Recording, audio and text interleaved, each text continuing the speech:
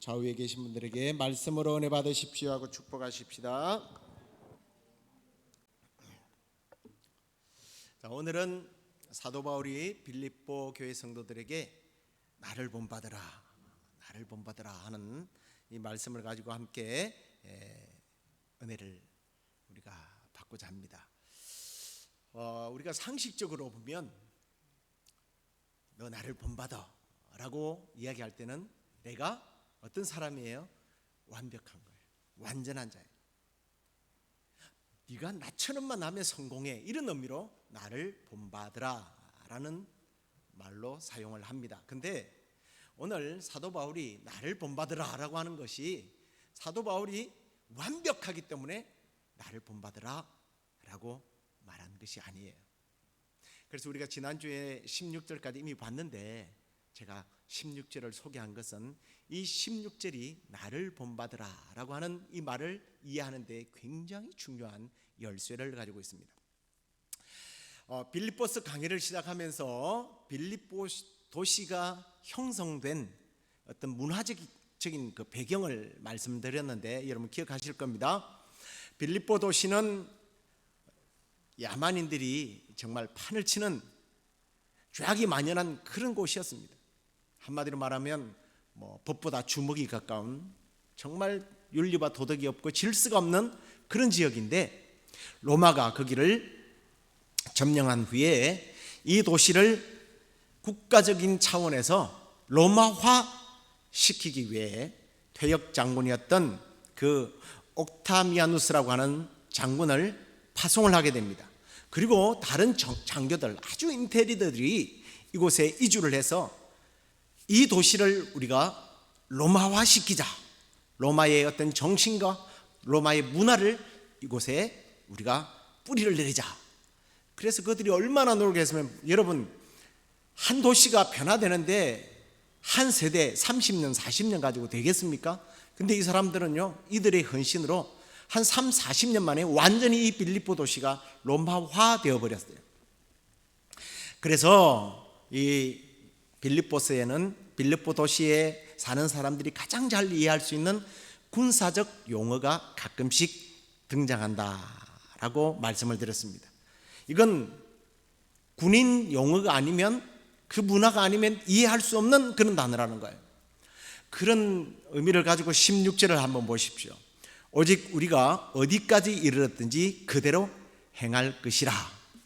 여기서 어느 부분이 군사 용어 같습니까? 그대로 해, 이거죠. 하라면 해, 이런 의미입니다.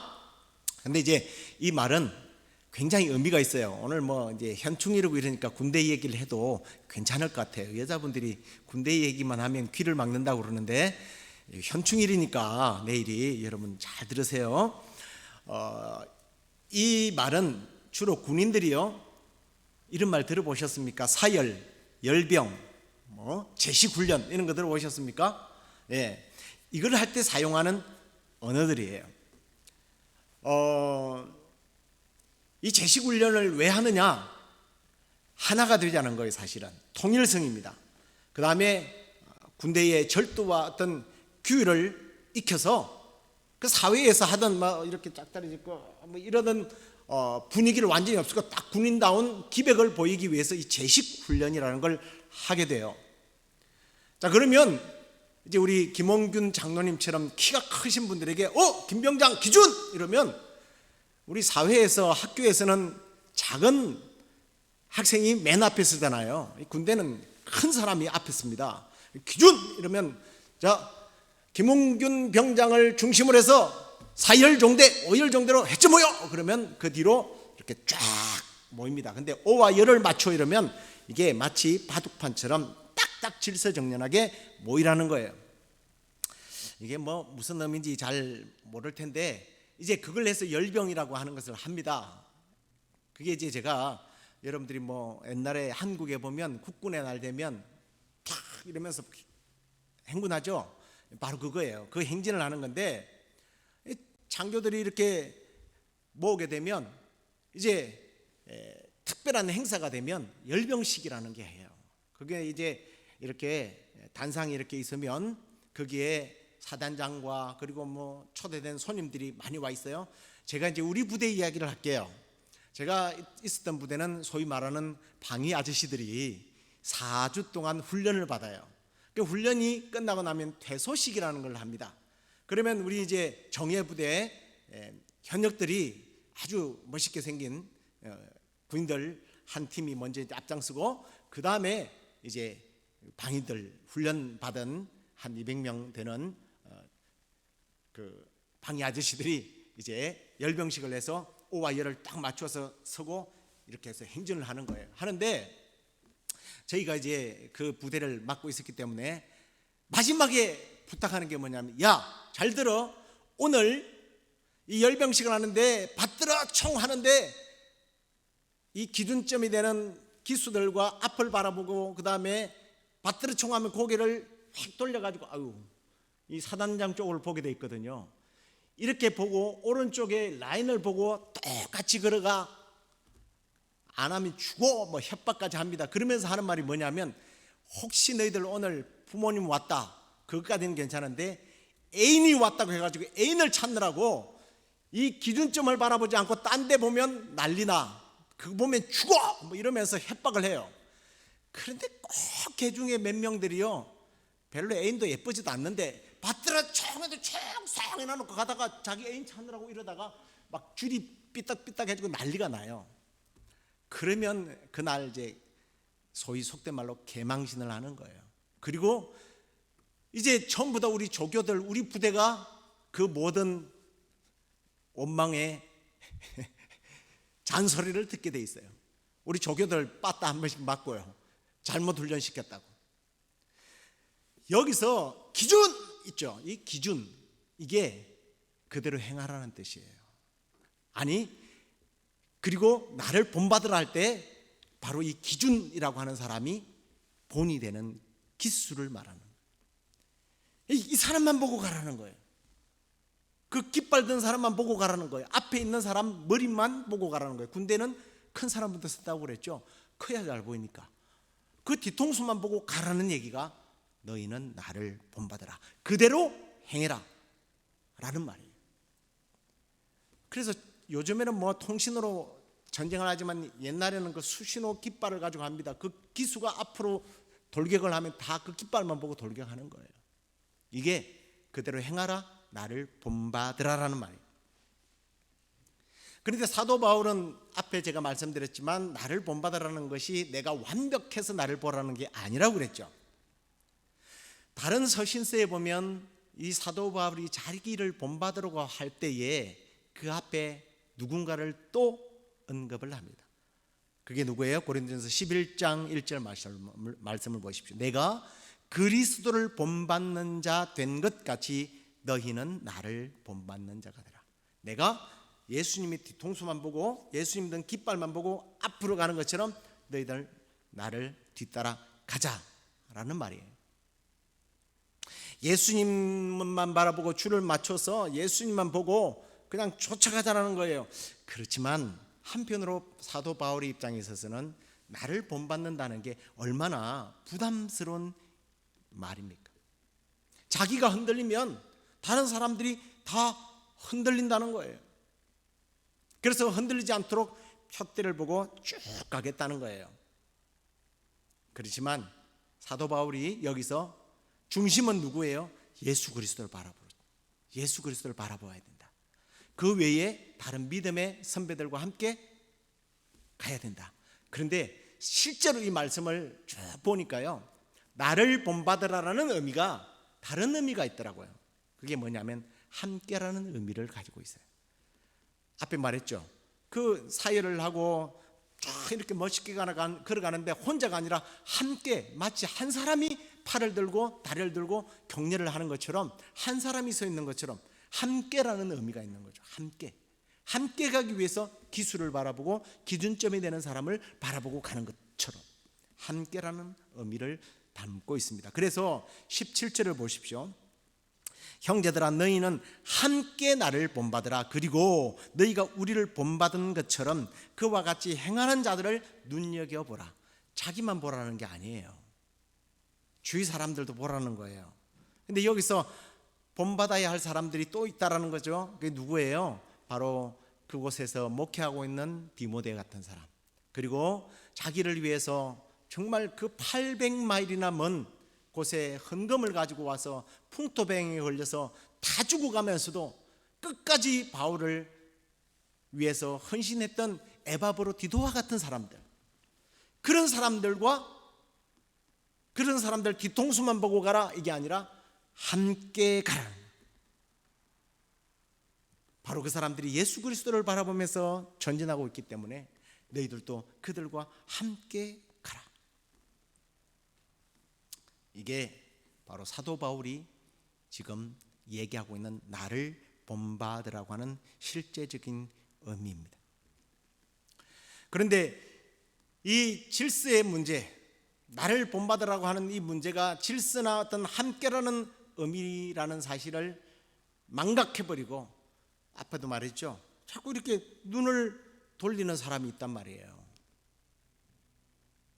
그래서 사도 바울이 고린도전서 12장 2절에 보면 너희도 알거니와 너희가 이방인으로 있을 때에 말 못하는 우상에게로 끄는 그대로 끌려갔느니라. 우상을 바라보면서, 다른 데를 바라보면서 애인이 왔는가 안 왔는가 이거 보다가 다른 군인들까지 다 질서가 망가져버리는, 함께라기보다는 오합지졸의 군대의 모습으로 보여지게 되는 현상들이 있었다는 거예요. 그래서 사도 바울이요, 그 뒤에 가면 몸의 지체에 대한 이야기를 하잖아요. 우리의 지체는 여러 가지인데 우리는 하나다. 결국 함께 천국 가자는 얘기예요. 나는 세상의 기준이다, 그런 자부심보다는 내가 기준이 되어서 다른 사람들과 함께 천국으로 가야지.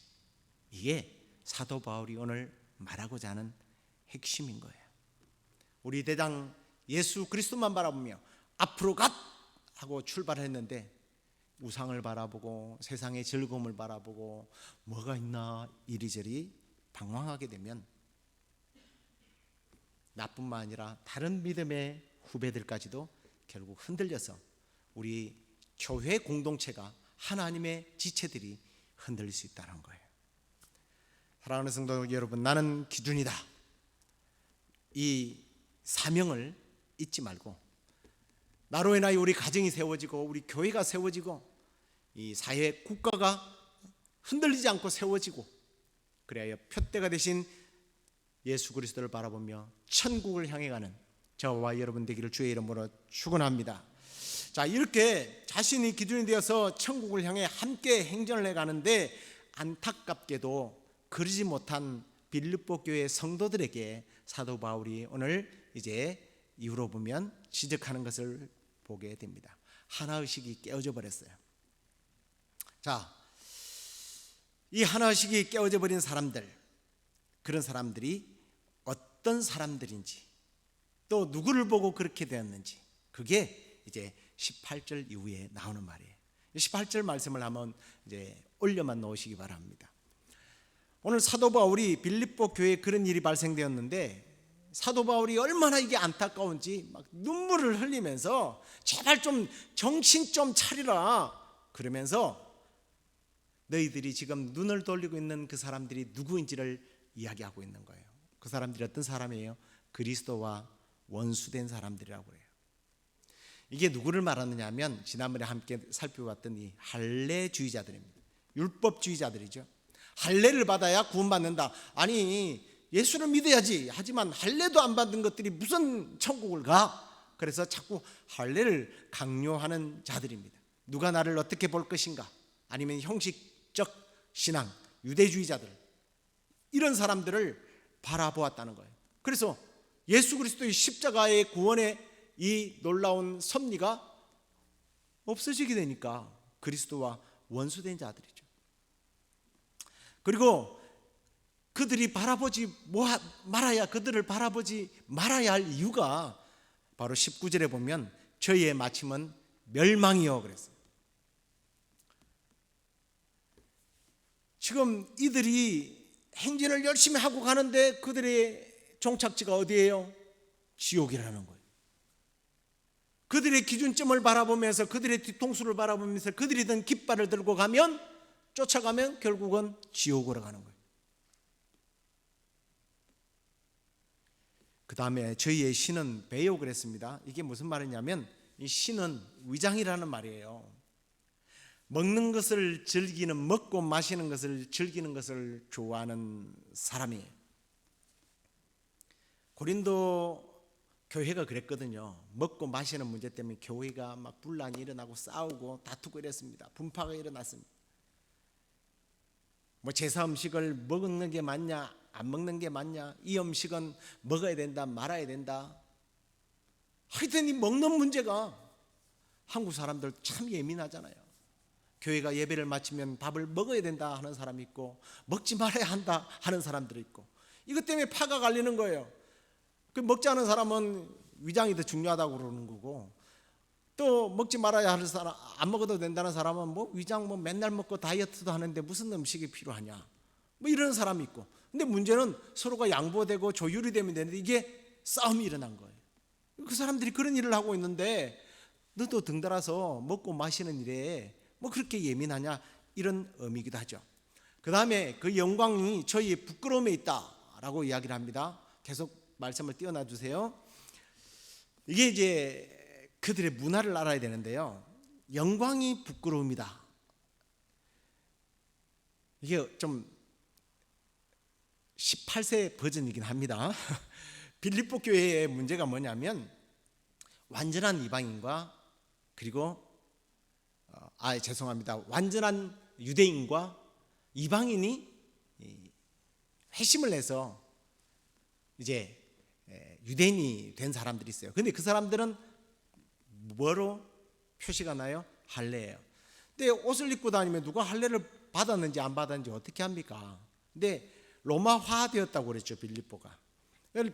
로마의 가장 소문난 문화 중에 하나가 뭐냐면 목욕 문화예요. 뭐 그 당시에는 아주 큰 공술 운동장만한 그런 운동장에 노천 온천을 만들어 놓고 즐겼으니까 다 벗고 다니잖아요. 그러니까 이 사람이 할례를 받았는지 안 받았는지 보이는 거예요. 그러니까 이방인들이 볼 때에 저 사람 분명히 이방인인데 너 인마 왜 할례를 받았어? 너 뭐야? 기독교인이네? 그러면서 핍박까지 한단 말이에요. 그러니까 아이고 안 되겠네. 그래서 다시 재생수술을 했다는 겁니다. 실제로 이게 역사 속에 있는 이야기예요. 영광을, 아니 그렇게 영광스럽게 천국 가는 티켓으로 생각했던 할례라면 왜 부끄럽게 생각해야 돼요? 근데 이 사람들은 부끄럽게 생각한다는 거예요. 그러면 도대체 신앙이라는 게 이들에게 있어도 뭐냐는 겁니다. 우리는 이 사람들을 뭐라고 불러요? 웃기고 있네 그래요. 정말 웃기고 있는 사람들이에요. 결국은 19절 말미에 이 사람들은 결국에 있어서는 표대 대신 천국을 바라보고 예수 그리스도를 바라보는 것이 아니라 뭘 바라보고 사는 거예요? 땅에 있는 것만 바라보는 거예요. 세상 사람들이 나를 누구로 생각할까? 어떻게 생각할까? 이것만 바라보면서 살아가는 사람들, 그렇게 하지 말라는 거예요. 왜? 우리는 20절에 보니까 사도 바울은 우리는 하늘의 시민권자이다라고 말. 우리는 하늘나라의 시민권자인데 거기에 대한 자부심을 가지라는 거예요. 앞에도 말씀드렸던 퇴역 장교들이 와서 이곳을 로마화 시켰던 것처럼 우리가 정말 예수 그리스도의 표대를 바라보고 앞만 보고 가는 사람들이라면 우리도 거기에 대한 분명한 자긍심과 자부심을 가지고 이 땅을 하나님 나라로 확장하는 일에 쓰임을 받아야지, 왜 전부 다 이 땅에서 어떻게 살아야 되고 무엇을 해야 되고 얼마만큼 누려야 되고 이걸 생각하느냐. 사도 바울은 그걸 지금 지적하고 있는 겁니다. 성도들은 하나님 나라의 시민권자라서 사명감을 가지고 천국문을 꽃피우고, 그러기 위해서는 내가 완벽하니까 나를 따라와가 아니라 우리가 함께 천국 가는 그 운동들을 펼쳐 나가야 한다라는 거예요.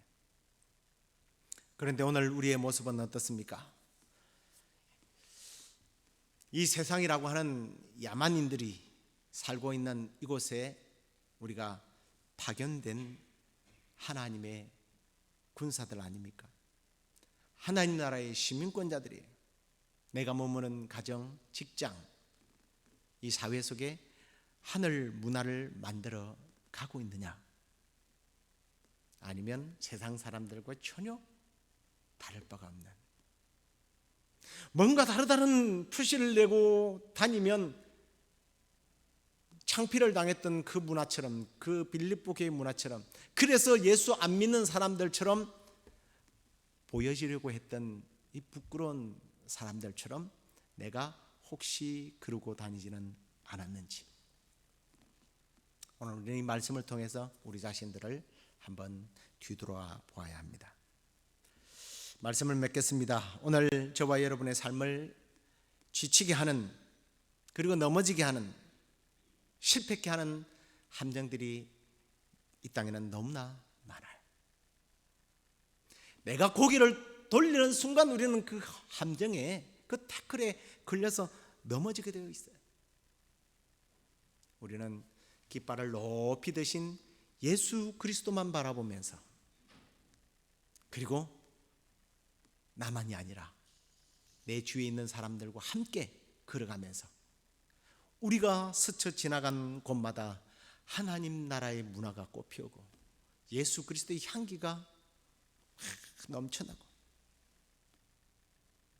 그래서 야, 뭔가 다르구나, 저 사람 뭔가 있구나, 저 사람에게서 예수의 냄새가 나는구나,